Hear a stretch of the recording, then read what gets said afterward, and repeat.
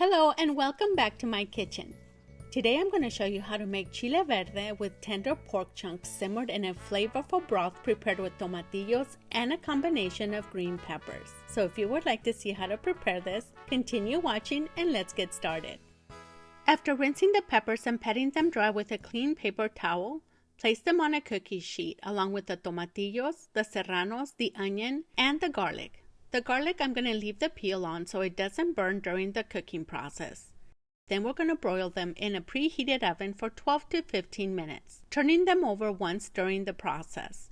Then we're going to remove them from the oven and allow them to cool down for about 15 to 20 minutes or until they're cool enough to handle.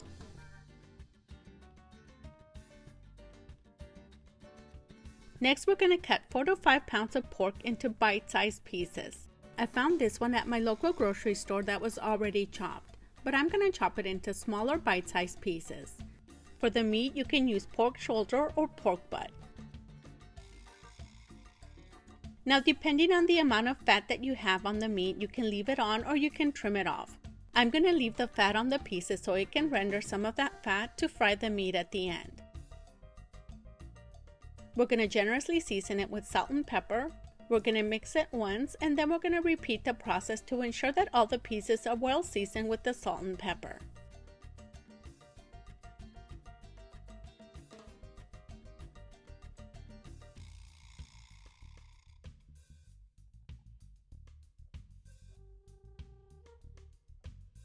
Preheat a large pan over medium-high heat.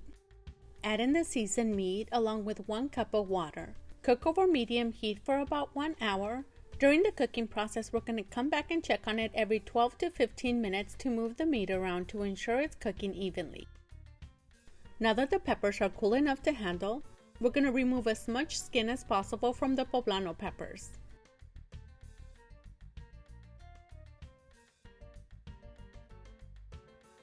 Then we're going to trim off the stem, and using a knife we're going to cut them open to remove the seeds. For a milder version of this recipe, you can also remove the skin and the seeds from the Serrano peppers. If you're not used to handling peppers, you might want to use gloves before you remove the seeds from the Serrano peppers, because those tend to be very spicy. If you don't have gloves, make sure to wash your hands very thoroughly after handling them.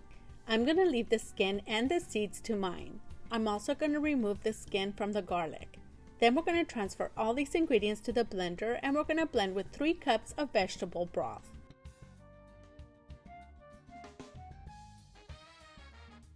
And we're going to blend on high for about 1 to 2 minutes or until it has a smooth consistency. At this stage, it's just a matter of waiting for the meat to finish cooking. So please be very patient and check on it often to move the meat around to ensure that all the pieces are cooking evenly. After about 15 to 20 minutes of cooking time, you're going to notice that the meat is going to start to release a lot of its juices.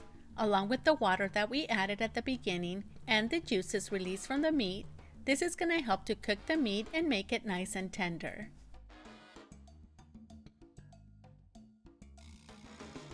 Once all the juices have simmered down, you'll be left with just the fat rendered from the meat. If there isn't enough fat in the pan, you can add vegetable oil or manteca to lightly fry the meat. And if there's too much fat, you can also remove it at this point. Once your meat has a nice sear like this, we're going to add in the seasonings: the oregano, the cumin, and the thyme. We're going to mix it in and then we're going to mix in the green sauce from the blender.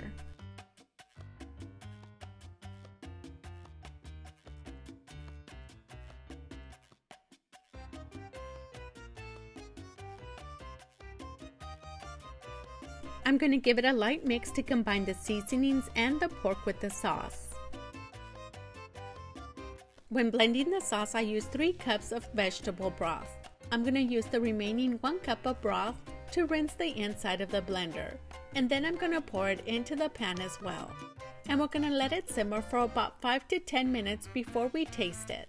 And if it needs more seasoning, adjust it by adding more salt or chicken or beef bouillon to add more flavor to the dish.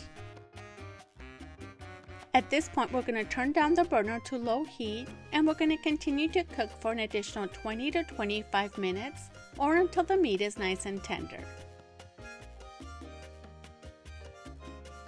This dish can be served in a variety of different ways.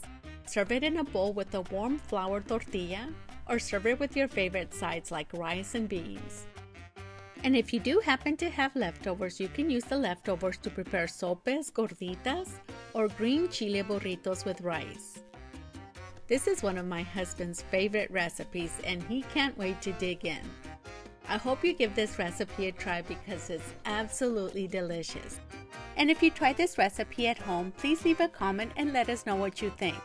Thank you so much for watching, and make sure to join us in our next video for another delicious recipe.